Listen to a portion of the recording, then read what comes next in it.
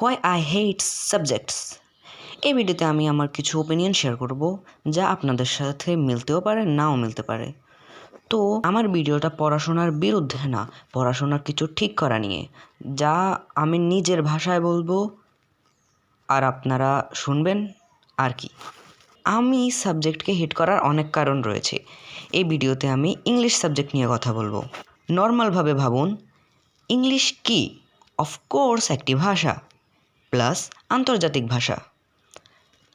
Actually আন্তর্জাতিক হয় না কি? যাই হোক, আপনারা বুঝতে পারলেই হয়েছে। আমাদের ইংলিশ সাবজেক্টটা পড়ানো হয় কেন? ইংলিশে কথা বলার জন্য। ঠিক। তো সত্যি করে বলবেন, ইংলিশে কথা বলা শেখানো হয় স্কুলে? অফকোর্স না। পড়ানো হয় দুটা জিনিস, শেখানো তো কচুও হয় না। ইংলিশ আমাদের পড়ানো হয়, ইংলিশ দুইটি বই বলা যায়, ইংলিশ গ্রামার আর টেক্সট বুক। আচ্ছা, টেক্সট বুক তো বুঝতে পারা যায় যে এখানে কিছু স্টোরি আছে, কিউ কোয়েশ্চেন অ্যান্সার আছে, ওয়ার্ড মিনিং জানার জন্য, আবার আমাদের কিছুটা জেনারেল নলেজ আইকিউ বাড়ানোর জন্য ইংলিশ টেক্সট বুকটা প্রয়োজন। গ্রামার কী কাজে প্রয়োজন? আমি আমার শিক্ষককে জিজ্ঞেস করলাম, স্যার গ্রামার কী কাজে প্রয়োজন? স্যার আমাকে উত্তর দিল, ইংলিশ স্পিকিংয়ের জন্য। আপনারা যদি ইন্টারনেটে অথবা ইউটিউবে ইংলিশ স্পিকিংয়ের ব্যাপারে কিছু শুনেন বা দেখে থাকেন আগে থেকে, তাহলে জানতে পারবেন ইংলিশ শেখার জন্য, ইংলিশে কথা বলার জন্য দুইটি জিনিস ইম্পর্ট্যান্ট।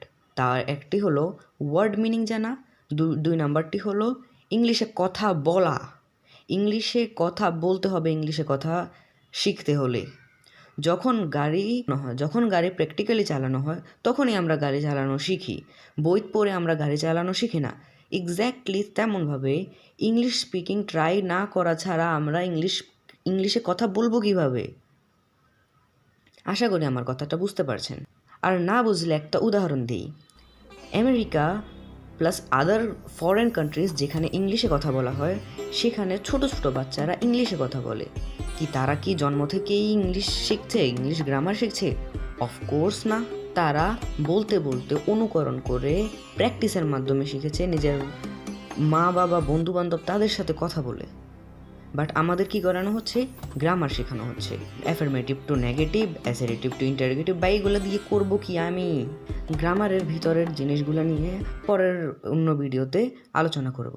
তো আমাদের গ্রামার বইতে আরেকটা ফালতুগিরি আছে, তা হলো ইংলিশ গ্রামার বইতে, মানে আমাদের ইংলিশ গ্রামার বইতে ইংলিশ গ্রামার এর রুলস শেখার জন্য যেই সেন্টেন্সগুলো দেওয়া আছে, যে রুলসগুলো দেওয়া আছে, ওইটা লেখাই আছে ইংলিশ ভাষায়। মানে আমি ইংলিশ ভাষার গ্রামার শেখার জন্য আমাকে আগে থেকে ইংলিশ জানার দরকার। তো আমি যদি আগে থেকে ইংলিশ জানি, তাহলে ইংলিশ গ্রামার শেখার প্রয়োজন কি আমার?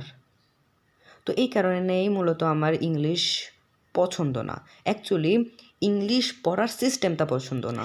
ইংলিশ মূলত আমাদের স্পিকিংটা শেখানো উচিত, যা গভর্নমেন্ট স্কুলে পসিবল না, আর গভর্নমেন্ট স্কুলে আশাও করা যায় না। আপনাদের মধ্যে যদি কেউ থাকে যে গভর্নমেন্ট স্কুলে পড়ে, ইংলিশ শিখছে, ইংলিশ স্পিকিং শিখছে টিচারদের সাহায্যে, তারা কমেন্ট করবেন। তো যাই হোক, আজকের জন্য ভিডিও এতটুকুই।